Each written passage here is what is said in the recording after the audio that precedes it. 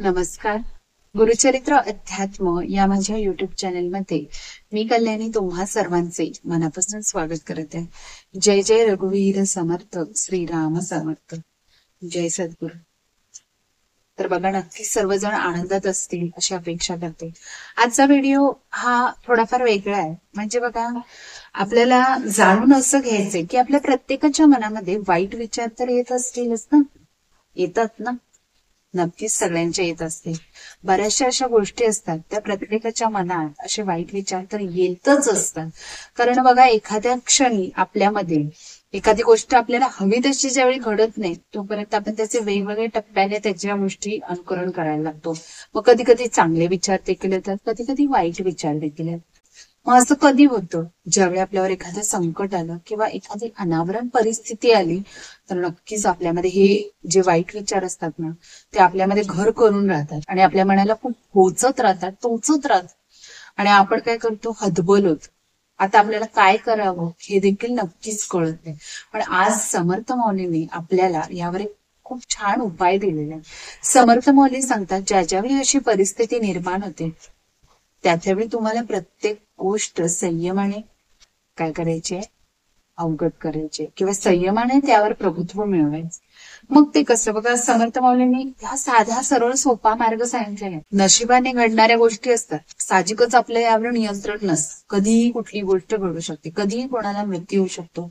कधी आता काल जर आपण बघायला गेलो, म्हणजे बरेचशा आपण असं वर्तमानपत्रामध्ये बातम्या बघत असतो की एखाद्या क्षणी होत्याचं नव्हतं व्हायला, कधीही कुणाला वेळ लागत नाही, होतच असतं. असे बरेचसे मृत्यू येत असतात, बरेचसे ऍक्सिडेंट्स होत असतात, सगळ्या गोष्टी होतात.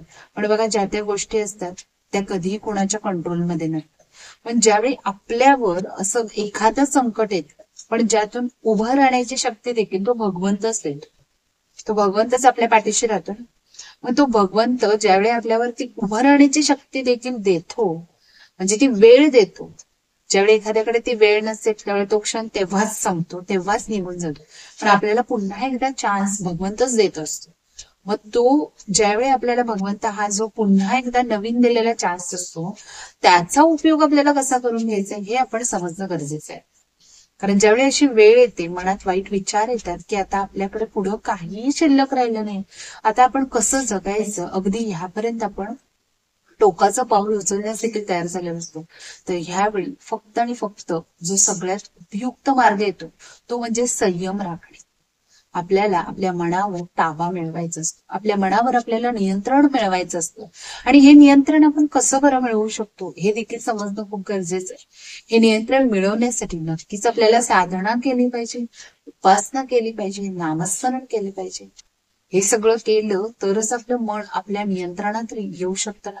आणि जोपर्यंत मन नियंत्रणात येत नाही तोपर्यंत कुठलीही गोष्ट कधीही साध्य होऊ शकत नाही.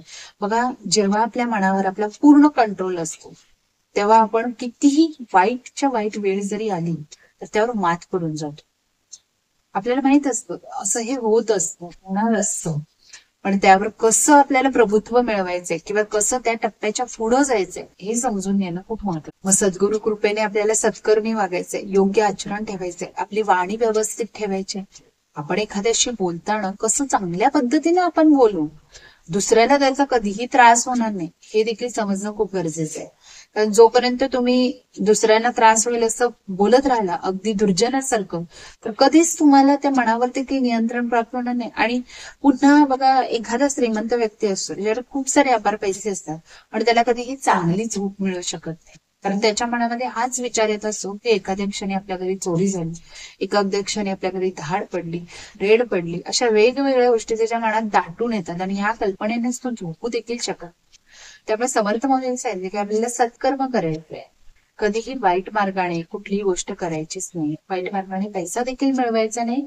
एखाद्याची जर मदत करता येईल तेवढं आपल्याला त्याच्या उपयोगी पडायचं. त्यामुळे या सगळ्या गोष्टी आपल्याला ध्यानात ठेवणं खूप गरजेचं आहे. आजचा व्हिडिओ फक्त हा अशासाठी होता की मनात जर आपल्या वाईट विचार आले तर त्यावर तुम्हाला सरळ साधा सोपा मार्ग काय आहे हे समर्थ मौलींनी तर ह्या ह्याच्यात सांगितलेलं आहे. तर नक्कीच आपल्या सर्वांना सगळ्यांना हा मार्ग अवलंब करायचा आहे की ज्यामुळे आपण आपल्या संकटांवर येणाऱ्या कुठलीही गोष्ट असेल तर त्यावर आपण मात करू शकू. तर हा व्हिडिओ आवडला तर नक्कीच या चॅनेलला तुम्ही लाईक शेअर सबस्क्राईब करा. जय जय रघुवीर समर्थ.